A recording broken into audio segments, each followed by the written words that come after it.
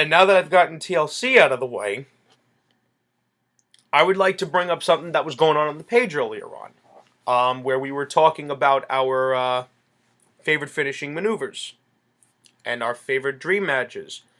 Getting into the finishing maneuvers because I consider it a very interesting topic, and WWE put on a pretty good DVD on it. Um, I'm biased. I'm going to be the first one to admit it, so no one can accuse me of it. I am biased. I believe the Tombstone Piledriver is the singularly most devastating, powerful finishing maneuver I've ever seen in my life. No move will ever be able to top it, in my opinion, because of the person delivering it. And that's this guy, The Undertaker.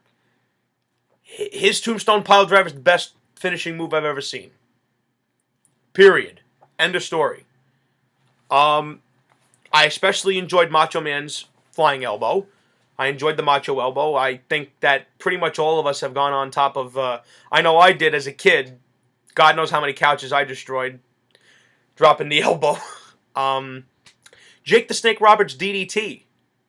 Very, very innovative because now everybody uses it. Pretty much everybody uses the DDT. And for its time, it was very, very revolutionary. It was very interesting. And the funny thing is it was created by accident. For anyone that has seen the Pick Your Poison DVD, the DDT was pretty much an accident. With Jake the Snake Roberts being in the ring with the Grappler. I'm not 100% sure of what his full name was. It was just a mistake. Turned out to be the DDT. As far as tag team finishing maneuvers go, I'm going to go with the Doomsday Device. The Doomsday Device is, to me, the best tag team finishing maneuver I've ever seen. It's better than Demolition's finish. It's better than the Hart Foundation's finish. It's better than even the 3D, which is not that far off. But the Doomsday Device is... Name me another finishing maneuver that's more devastating than that. I'd like to debate that point. Especially because the LOD was just...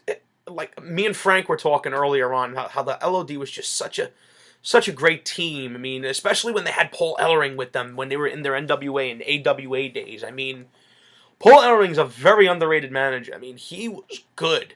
He knew how to articulate what the Legion of Doom was looking to do. He knew exactly how to get their message across. More so for Animal, because Animal wasn't as much of a promo cutter as Paul Ellering, or even Hawk. Hawk was just great. You know, he was, apparently, according to guys like Paul Ellering and Michael Hayes, Hawk never planned what he was going to say. He would just rattle stuff off. The LOD, as I said, to me, they're the greatest tag team of all time. Because if you look back, whenever they would go to different places, they would take the main event by storm. And not many tag teams can do that. But they did. And afterwards, we were talking about dream matches. I know that there were several dream matches that were brought up. Andre the Giant and The Undertaker, and Shawn Michaels versus Randy Orton, which, you know, but they're from different eras. The 05, 06 version of Randy Orton and the 96, 97 version of Shawn Michaels. Frank brought up a good point. I don't necessarily agree with it entirely, but the dream match has to make sense. There has to be a meaning behind it. There has to be, you know, all this extra stuff has to be added in. Who's the good guy? Who's the bad guy? Who's the good guys and who's the bad guys? And, you know, it's not a sport. It's got to draw money. Whatever. Couple of dream matches I would like to rattle off, and you guys could let me know what dream matches you'd like to see and predict winners for the dream matches that I mentioned. One dream match that, you know, it'll never happen because Hawk unfortunately passed away is the Legion of Doom versus the Dudley Boys. Two of the greatest tag teams of all time going at it on a stage like WrestleMania or even SummerSlam would be great. And do you think that the Dudleys would not find it an honor to get in the ring with those two guys? Come on. That would be a great match. And to me, it wouldn't even matter who wins. It would be good either way. Another dream match that we did not get to see at WrestleMania 18, unfortunately, is Austin, Stone Cold Steve Austin, and Hogan. Hulk Hogan. Or Hollywood Hogan. Whatever you think fits. I don't see Austin being the heel in that situation. I do not see Stone Cold Steve Austin being a heel in that matchup. If I was booking the finish, it would be Hogan misses the leg drop, gets up, gets stunned, 1, 2, 3. That's how I would do it. Another dream match, which, you know, you never say never, I guess, in this business, but The Rock versus Shawn Michaels. It's a match that I've heard pretty much everyone say that they would have loved to see. Because let's face it, The Rock is a great in-ring performer. Shawn Michaels is probably one of, if not the greatest performer. He could put him in the top 5 of easily best performers that have ever graced the ring. I'm looking up there because their autographs are actually side by side on my wall of fame. It would be, so maybe subconsciously I was thinking that match. But it would be a great match, regardless of where you put it. You could put it on a wrestle. Obviously, it would be, all these dream matches would fit on WrestleMania, pretty much. Selfishly, for me, even though I know the match wouldn't be that great, and this is where none of you could accuse me of being a smart mark or an IWC, because they are all about great matches. The Undertaker versus Sting.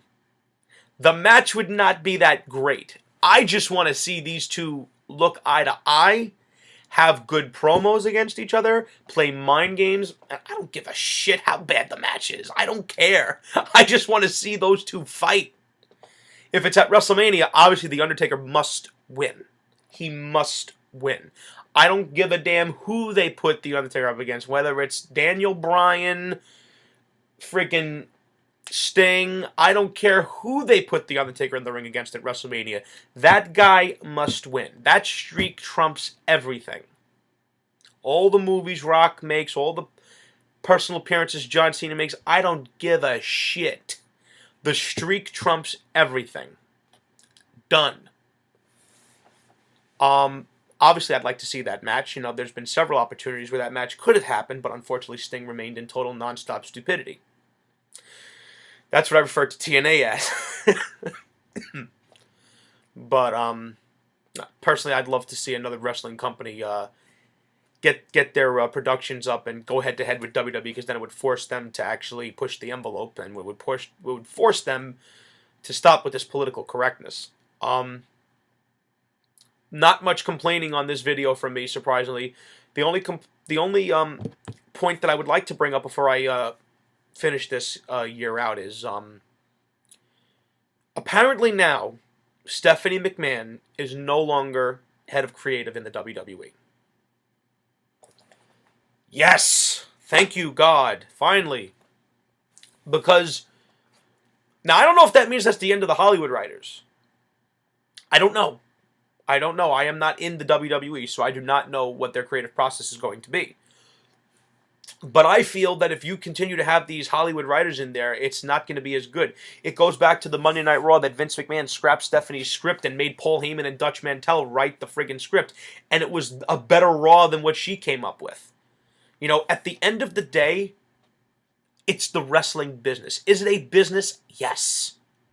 It is a business where they must make money. But at the end of the day, it is a wrestling business. No matter how hard they try, they will never be regarded to as a regular TV show. At least not by people with senses. They're not I Love Lucy. They're not The Honeymooners. They're not Everybody Loves Raymond. They're not Seinfeld. They are a professional wrestling business. It is that simple. No one's ever going to turn around and say that they bought sports entertainment tickets. No one's ever going to say they bought a sports entertainment pay-per-view. And none of us on this page are ever going to say, oh, hey, sports entertainment's coming to Madison Square Garden. Let's go. It's fucking pro wrestling. Accept it. There's nothing to be ashamed of. It's professional wrestling. And it always will be. It's a business. Yes. It is a business where they must turn a profit. But it is a professional wrestling business. That has not changed. It is what it is. You can't deny it. To deny it is... Denial is a terrible state to be in. You know, so don't waste your time. But anyways, guys, I'd like to wrap this up by letting you guys know I wish each and every one of you a very Merry Christmas and a Happy New Year. I hope that you guys enjoy yourselves. And I look forward to 2014, where will be another prosperous year for the NWO page. I am happy to be on this page. I'm glad to be able to debate with you guys. You guys take care. Happy holidays.